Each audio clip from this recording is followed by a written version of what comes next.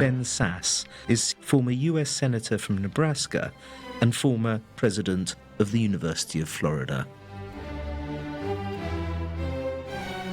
Ben, you've served on four of the most powerful and important committees in the US Senate: Finance, Intelligence, Budget and Judiciary.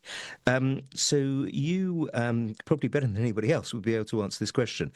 Is Congress dysfunctional? And if so, why?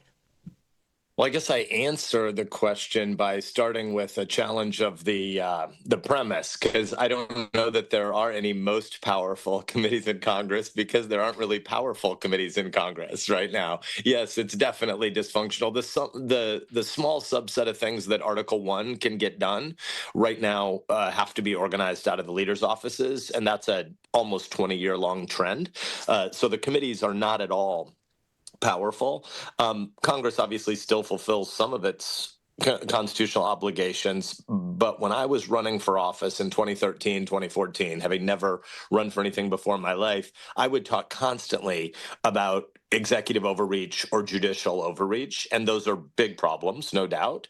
But the much bigger problem is legislative underreach, and I think the founders would be stunned to find branches that aren't jealous of their prerogatives. So yes, Congress is incredibly weak and dysfunctional, and most of it is a self-deterrence.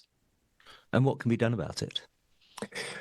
I like a lot of the people who are there individually, but we have to run different kinds of candidates, and the public needs to demand people who don't think politics are the center of life, but when they go there to do their job, they want to actually do their job, not use Congress as a platform for commentariat aspirations. And right now, I think, if the republic survives, which I think it will, but 2, 3, 4 decades from now, when you look back on this moment, we will think that we finally figured out how to communicate with each other in a new world where social media, and broader than that, but the digital revolution, but let's focus narrowly on social media for a second. Social media has given so much more voice to some of the loudest, angriest, strangest voices. And the broad consensus on a lot of issues in this giant center-right nation get almost no voice relative to people who do think politics is the center of life and want to shriek a lot. And there are a bunch of politicians who have come to believe that those people are representative. And we have tons of data that shows they're not at all. And is Congress actually exercising its constitutional rights? You're on the record calling tariffs, at least certain types of tariffs, dumb, and a trade war against China nuts. And yet it seems to me that under the US Constitution, tariffs and customs and duties and so on are to be decided by Congress and not by the White House. Is that a sort of dereliction of duty on behalf of Congress? Oh, definitely. My great 7th grade adjectives there, dumb and nuts. I could be more articulate, but I think those both stand up. Let's maybe say something about the tariffs, but let's also tie this back to your earlier comment about budget committee and the budget. Definitely, these are inarguably Article 1 powers. The power to tax and the power to spend is an Article 1 power. The president can veto legislation and it can be overridden, but things like taxation have to originate in the legislature, and in particular in the House of Representatives. And the legislature has to actually care about bringing the public along with why trade is a win-win.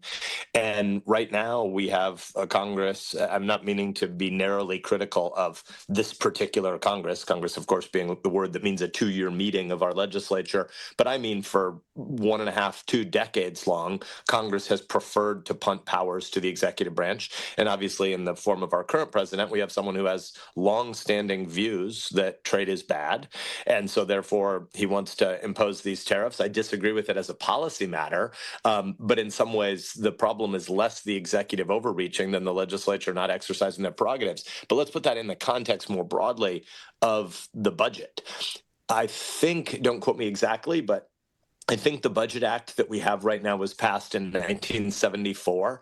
It roughly worked from 1974 to 1978. And in the, whatever the math is, 47 years since 1978, I think the Congress has passed more than 30% of the budget under a regular statutory process only 4 or 5 times in 47 years. What happens the other 42 of 47 years is Congress doesn't get its work done. It becomes September 27, 28, 29, fiscal year of the U.S. government, and September 30th.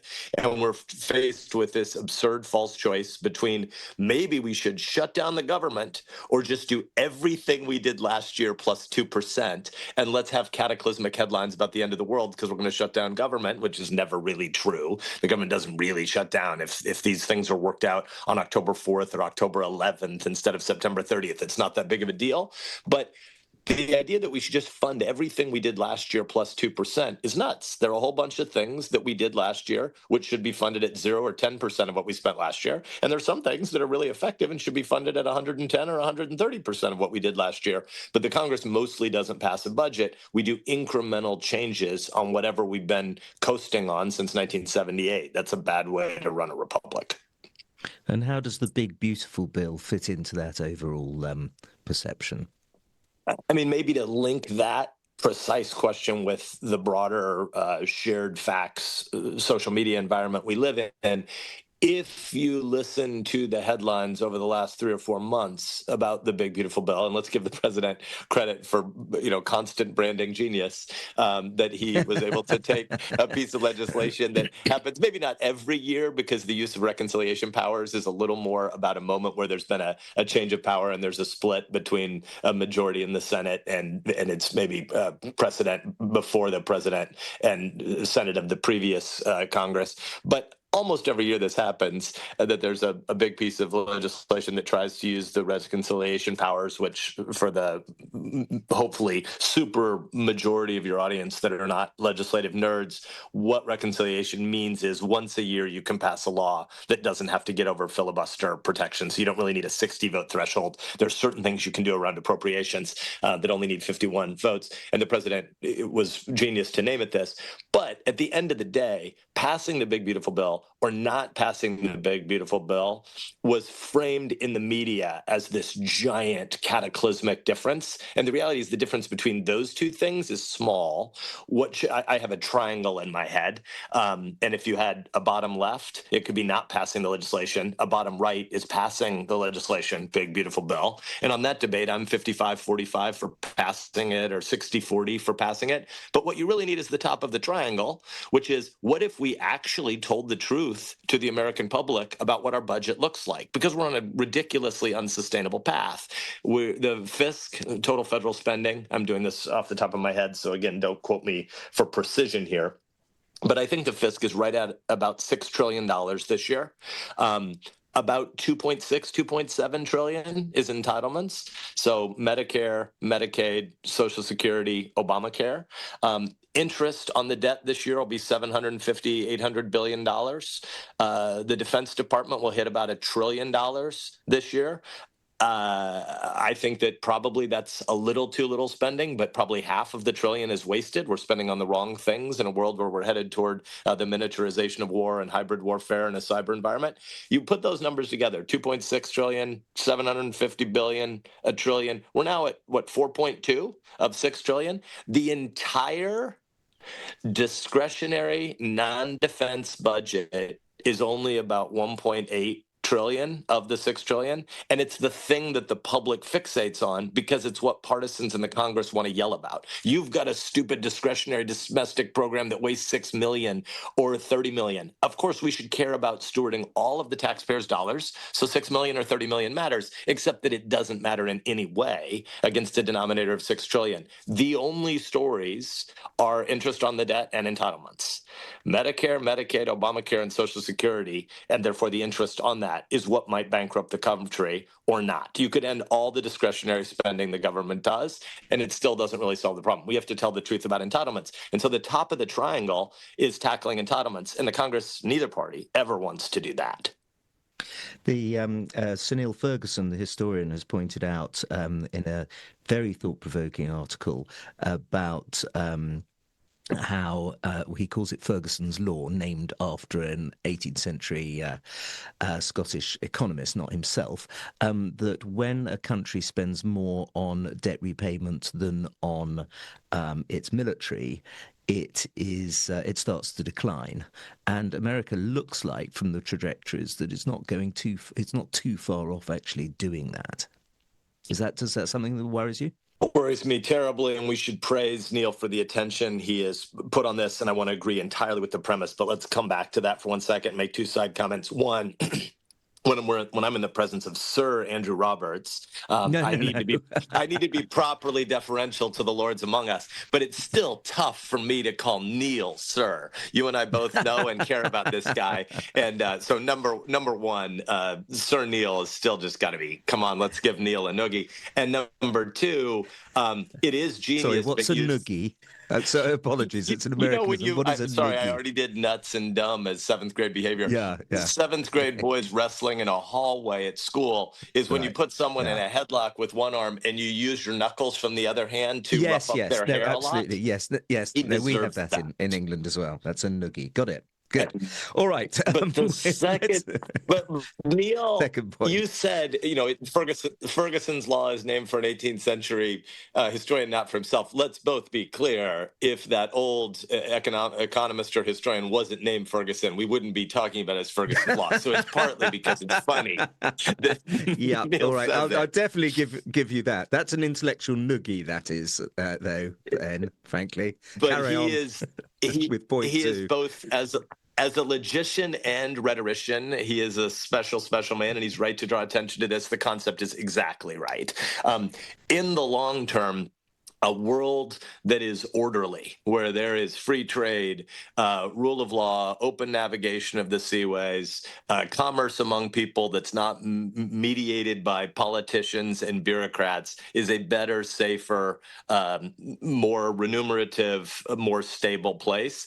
And so we need to spend enough on national security to maintain open seaways in Asia. And so we mentioned earlier that the $1 trillion the Defense Department spends is not a fully defensible $1 trillion, because so much of it is on legacy systems that not only should be retired, but that we know will eventually be retired. And so there are a ton of legacy payments for an unwillingness of 2- and 3-star generals thinking about when they depart what their next job is, and of politicians to take on home state interests. So we don't, at the end of the day, reform defense spending like we should. But it's not that we're spending too much; it's that we're spending it on the wrong things. So we should have a hefty share of total spending on national security. And I think most Americans still have in the back of their head the idea that the government is what it was from 150 years ago until 50 years ago, which is the government is a giant military that also happens to have a few social safety net programs. That's what the government should be. Instead, what the government really is a giant insurance company that just happens to own a navy. And so we are living a reality of a government that's almost all entitlement spending and spends too little on defense and too little on the right kinds of defense. And Neil's worry that we're headed toward a world where defense gets crowded out by debt service is a world of decline, both militarily, geopolitically, but also economically, because politicians won't be able to fix it fast enough once interest spirals out of control. You won't be able to cut entitlements enough on a one-year basis in the middle of an economic crisis. And so I'll stop with this. But if you have a failed Treasury auction on a Tuesday morning, if you jump 30 basis points or something that then become 2% a month later, you're in a cataclysmic spiral that nobody really knows how to fix in that moment. And right now, we shouldn't presume that all of the 30-year 360-month coupon Treasury bills that were sold, I'll do the math, in September of 1995 that come due in September of 2025 are going to have enough buyers. So Neil's right to be worried about this. Let's move on to with the overall idea about this whole podcast is going to be revitalizing American institutions. Another really important one is education, isn't it? You've been president of 2 universities, and recently you wrote in the Wall Street Journal that Harvard in particular has been, quote, cowering before vandals and anti-Semites, endless celebration of regressive identity politics, administrative bloat and indefensible tuition hikes, and corruption of teaching and research. And of course, you're absolutely right on all of those, and you go on to mention more. What could be done about that? And what do you think might be done about that, considering how much the administration is attacking Harvard at the moment? Well, I think in the Harvard v. Trump debate, which is often how I think about what's happening with political fights around higher education, I find myself mildly against both sides. The administration is trying to force reform, and they're right to want to force reform to the degree that they're using the levers of federal power. Private sector institutions and pluralism, what I think of as civic Tocquevillianism, is one of America's and the West's greatest strengths. So we don't want politics to run private sector institutions. So I'm wary of these reform efforts. And yet when things like the Civil Rights Act are violated with the way Harvard treated its Jewish students in the 2 years after October 7th, it's right for the administration to push for reform.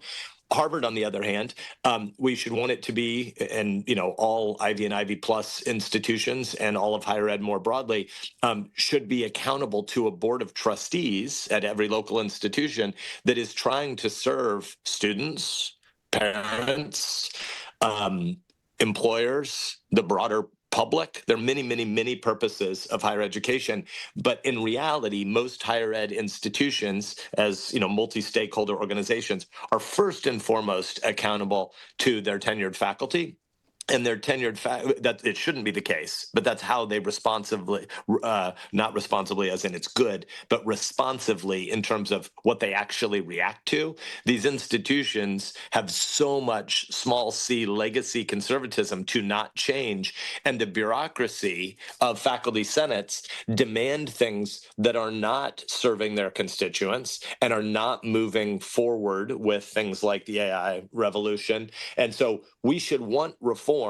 And so I think at a macro level, it's really sad in this moment in the digital revolution that we're setting so many kinds of institutions on fire. And yet almost every individual institution that has a fire on its hands deserves it. And so what Harvard should want to be doing is saying to their board, we'd like to have a public conversation about what it means to be accountable 2 and 5 and 10 years from now to our constituents. What should we tell students our brand promise is if they come here in the fall of 2027 and they leave in the spring of 2031? What difference are we going to have made in their lives at both preparation for work and preparation for life more broadly? Because the false choice between does a university exist to prepare people for a job or does it exist to prepare people for life? The right answer is yes, not an or statement. And right now, there is no clear brand promise at most of these institutions. There's not nearly enough life change happening. And yet inside the conglomerate of a place like Harvard, lots of really, really special things happen. There's some biomedical research happening at a Harvard or an MIT or a Stanford that's breathtaking and wonderful. Is the average undergraduate humanities student getting enough life change experience in their 45 months on campus that it's worth it? Absolutely not. And the main problem isn't money, it's time. The opportunity cost of being 18 to 22-year-old is gigantic, and these institutions don't do enough great stuff for their students. And yet they are giving everybody 4.0 grade point averages, especially in the humanities, aren't they? It's extraordinary. I don't know, you were a graduate yourself of Harvard. I went to Cambridge. In my day, it was nothing like that. You really had to work for a first, and they didn't give out many. Nowadays, about 1 in 3 people get them at Cambridge University. There's been a massive grade inflation, and that has not helped, has it? It's a massive problem. I just want to acknowledge I quarterbacked the Oxford football team, American football team, during a junior year abroad in the fall of 1992, and we're not going to mention the game that I led our team to losing 19-0 in Cambridge. It was just absolutely brilliant. destroyed. Congratulations. I wish you were in charge of a bit more of their sports. Thanks very much. I was Well not only done you. quarterback, I returned a kickoff, and I think I had negative yards on a kickoff return, which is pretty much a feat. Anyway, your point on grade inflation. I have a daughter who graduated from Harvard 2 months ago. Average GPA at Harvard in her graduating class, I believe, was a 3.83. And like everywhere, humanities grade easier than the STEM disciplines. And I think the STEM average at Harvard right now is 3.65, which is obviously ridiculously inflated as well. But that tells you that the humanities grades are probably 3.9, slightly north of a 3.9. There's no point in having grades. If the normal experience is for every kid who gets a B, there's a multiple of kids getting an A, and no one's getting less than a B, you're not getting any feedback loop that helps you refine whether or not you're rigorous enough in your class prep and in your writing, et cetera. And so there are arguments for different kinds of assessment, but having grades and having everyone get a perfect A all the time. It reminds me of the Garrison Keillor joke back on Prairie Home Companion, Minnesota, where every kid is above average.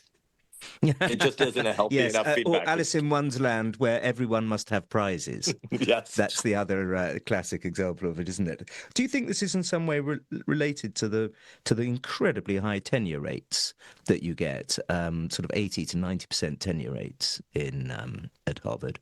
Absolutely. And I mean, it's dangerous for me to talk about the history of higher ed with an expert like you, because you know the field so much better than I do.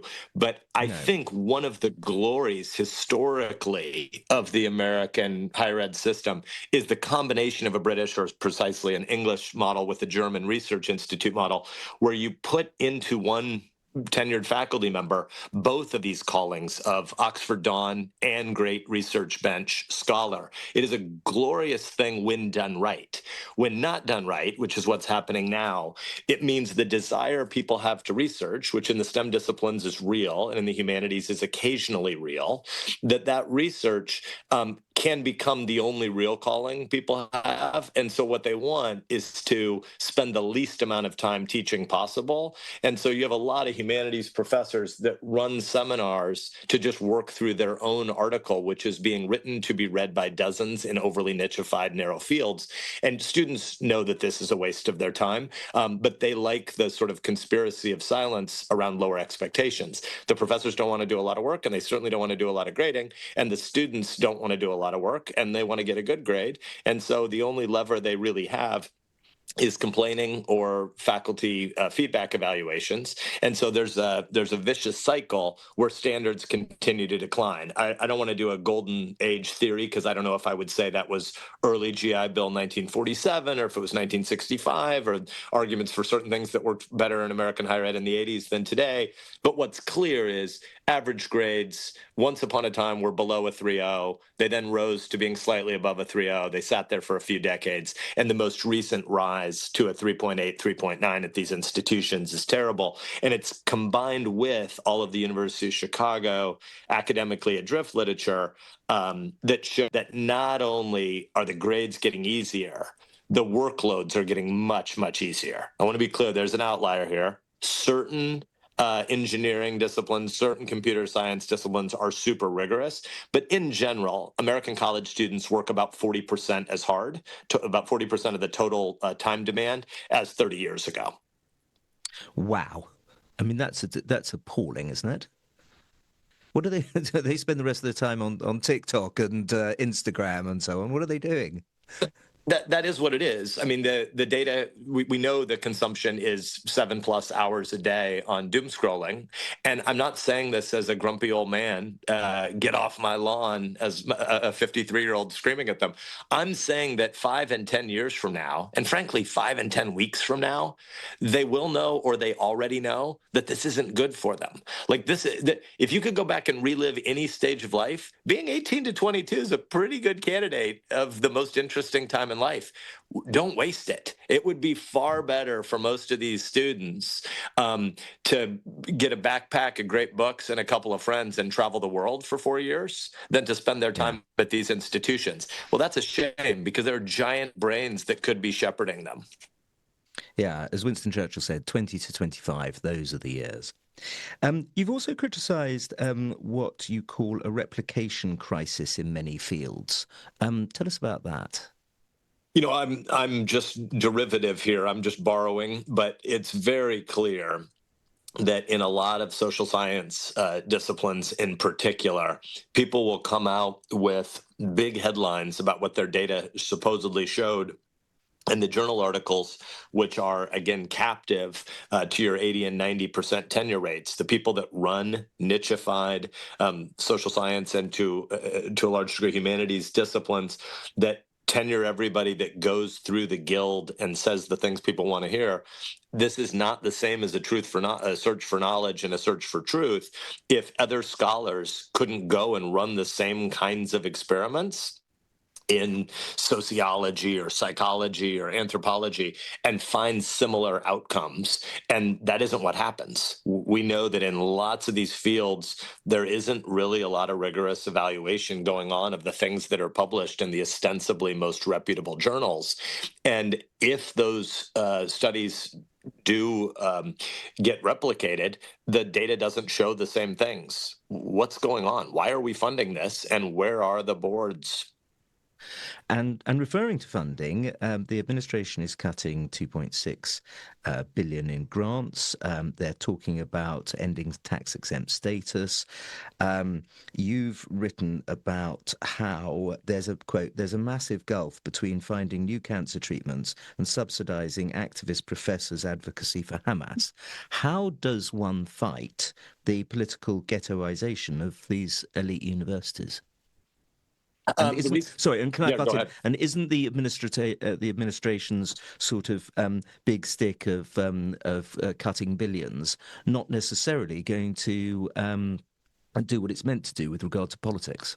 Yeah, I'm not in favor of these across the board cuts because there's a lot that's happening in biomedical engineering that should be funded at a much higher level, not a lower level. There's a lot in different forms of biologics and pharma research where the decentralized system of our elite med schools across the top 15 to 30 universities is great, and we should be doing more of it. And so we need to draw these distinctions. It's similar in a way, I won't linger long here since it's different than your question, but it's similar in a way to how we talk about student debt.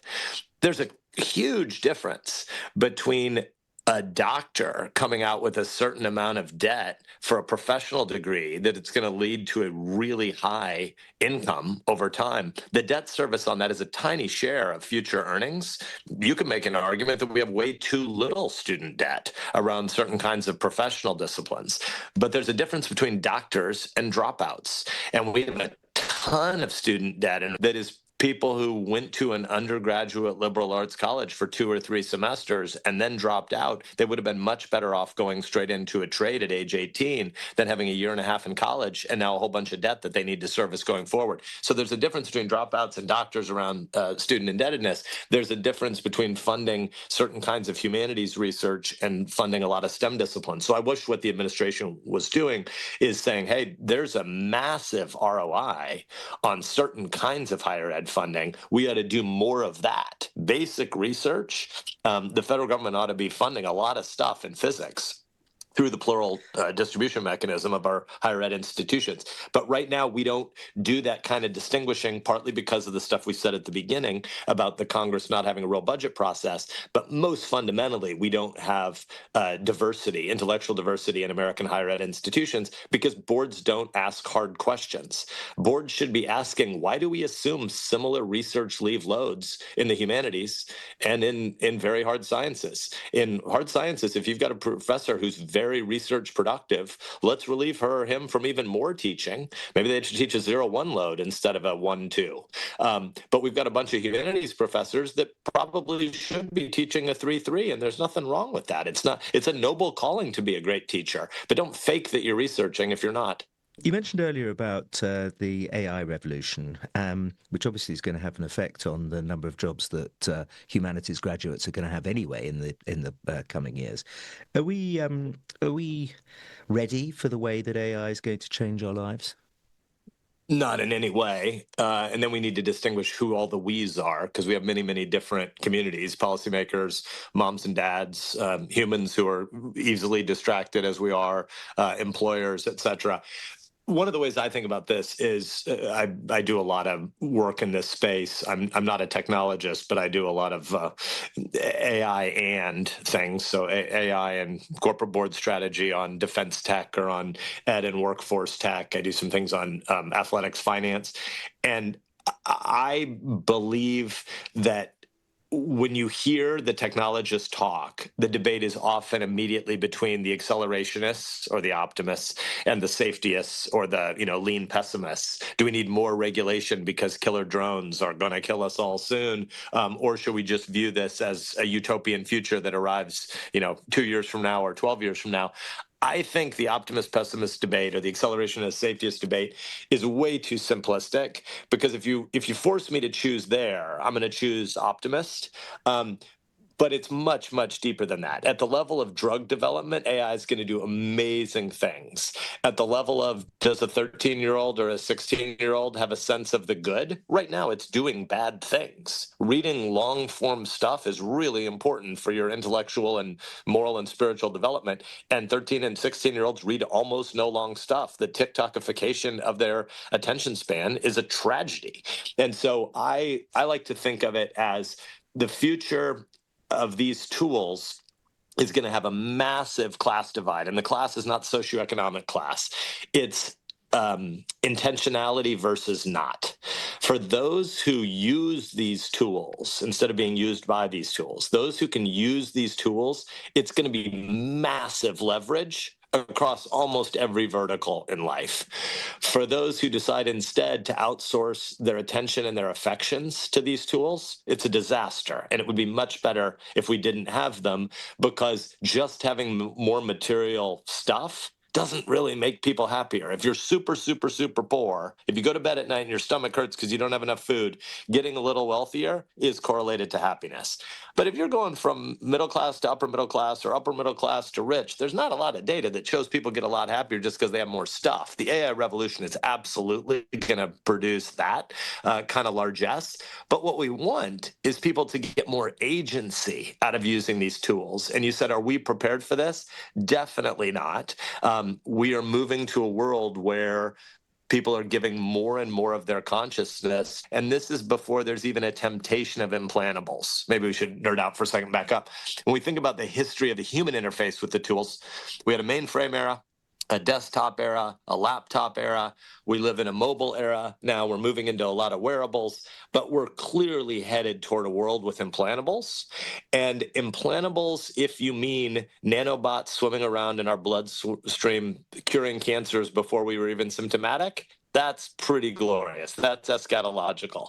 But if by implantables you mean the ability to take the attention and consciousness grabbing algorithms that TikTok and Instagram have and putting them straight into a 9-year-old's brain so that they make no intentional choices, this is, the kinds of things that Huxley feared. And the Huxley versus Orwell debate. Will we die in the future because of some totalitarian thing that comes from the outside, or something that we allow our pleasures to tempt us into? Huxley was the genius.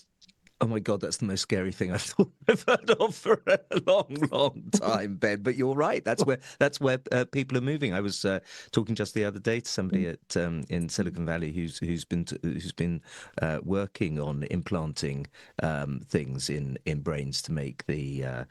But this is largely actually for immediate entertainment as opposed to sort of making people cleverer or anything. I suppose in a way, this most likely that this kind of thing is going to start in China or some other totalitarian country that wants to control its population more than, thank God, we do. Maybe two little footnotes on that. One is, it is in the long-term race between free societies led by the U.S. and English-speaking Western world versus the CCP, because of course our battle is not against 1.4 billion Chinese people, 1.4 billion Chinese souls, but it is against 2,000 CCP lackeys that think Chairman Xi should be dictator of a bigger share of the world.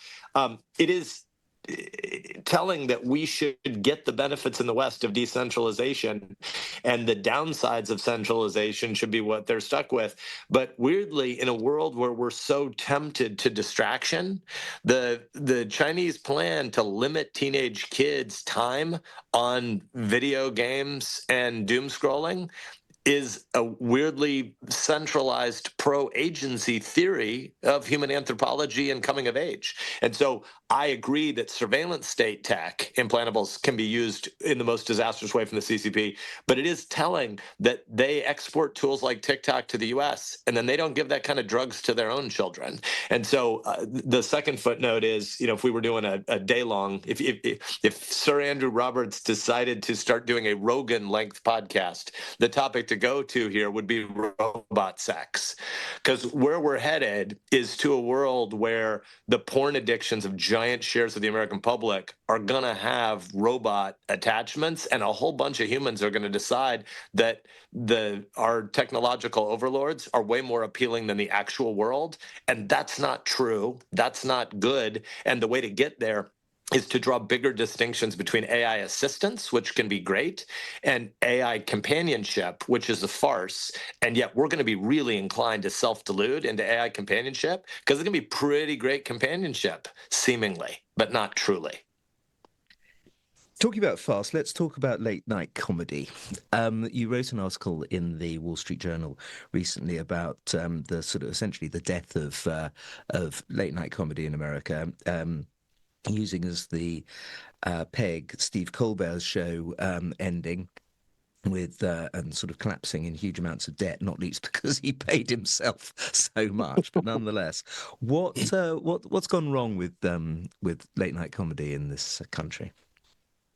So two things have gone wrong, but first, as a backdrop, I don't want to talk about this in a nostalgic way that implies, 1956 to 1996 were the golden age of all of, shared culture in human history. I mean, I do come from a little farm town in Nebraska called Fremont, which is only about 90 minutes away from a similarly sized sports competitor we had when I was a kid named Norfolk, Nebraska, where Johnny Carson is from. So if we were going to go truly nostalgic, we could talk about Carson for a long time.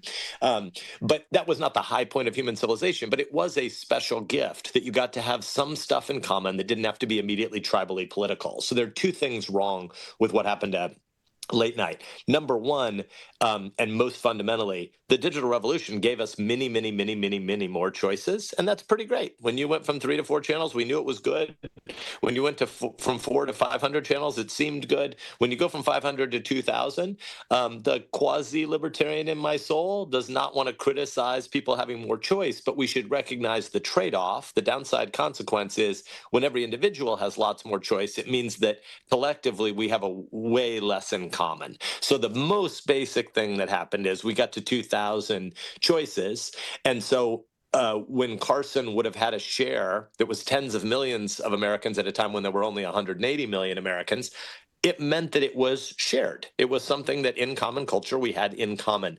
And today, where there is nothing except for the Super Bowl that commands any audience of any size, it means that it's all nichified.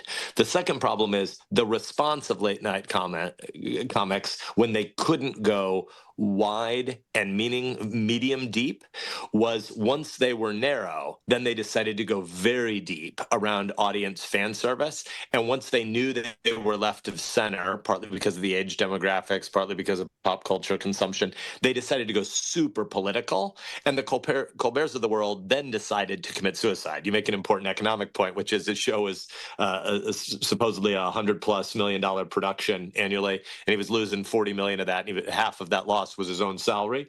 So there were other ways they were committing suicide. But doubling down on a partisan tribal audience is narrowing in ways that are unsatisfying even to those who are the deep consumers of it. But also, it's just not that funny. Stephen Colbert on Comedy Central 25 years ago was funny. I've done his show, and you didn't think you were going on a comedy show. You knew you were going on a gotcha politics show because going for jokes wasn't really the purpose. And so there are two things that went wrong. The partisanship of being narrow, but fundamentally the structural narrow economics of a digital world with giant supply side optionality. And it's essentially it balkanizes the culture. Yeah. Much tighter way of saying it. What Going on to foreign policy now, in the last few days, the British government said it's going to recognise Palestine. And as a country, even though Palestine doesn't have set borders, it doesn't have a single government, it considers itself to be refugees of another country rather than a country of its own, and so on. There are various, obvious hurdles and problems, but as also, isn't it a reward for October the 7th and the horrors that took place on that day to recognise Palestine? You went exactly where I was going to go in your last sentence, which is obviously the complications in the human soul, in human arrangements, are not decades long, but millennia long. And lots of this, we could do precise history over the last centuries in the Middle East. But the narrower question to me is, why is the Labour government making this decision in the summer of 2025 when this decision wasn't made? Obviously, Labour wasn't in power at that moment, but in the summer of 2023, or why was this not the British position in the summer of 2015 or 2005? Because this is happening now after October 7th, a grotesque terrorist attack on a civilian population, unprovoked. And so I don't understand the politics of your country, and I would love to understand it better. But yes, it seems like an absolute reward. And there have been attempts to have a two-state solution in the past that were rejected in different ways at different times. And this seems like nothing but a reward for terrorism, which will beget more behavior the same. Staying in the Middle East, you've often criticised President Trump, but the decision to bomb the nuclear facilities in Iran was something that no previous American president for the last 5 or 6 has actually taken. Don't you think that it was a good idea to have done that? Absolutely, yes. It should have been done when all sorts of caveats around prudence, but it should have been done when you knew that the calculus around disastrous attack from the leadership of Iran was becoming operationally conceivable with where they were in the development of their programs. But as fundamentally, these folks have sponsored this is the world's largest terror sponsoring regime, and everywhere to the west of their borders, they've been funding attacks against the U.S. and against Israel and against a whole bunch of innocents in that region for so long. And I also applauded the president's decision to go after Soleimani at the end of his first term. So many portions of the president and especially his team, the president's decisions and his team's execution are to be applauded. And do you think there's a chance now that the president has seen through Vladimir Putin with regard to Ukraine and might be in a position to both be tougher on Russia and also kinder to Zelensky? It's very hard for me to understand. I've never met Putin. It's hard for me to understand why he has had this charismatic power on so many American presidents. He is an evil, evil thug. But I definitely am hopeful that President Trump is seeing the reality about him. The idea that if he gets what he wants in Ukraine, or if he gets enough of the territory that's in conflict, that he would then stop, seems to me completely fanciful thinking. And so you have to stand up to Putin at some point. And right now, having the Ukrainians willing to fight courageously, as they have for so many years at this point, is the best tool we have, even at a narrow, call it America first mindset about it. But the reality is America first for the long term means America with lots of allies.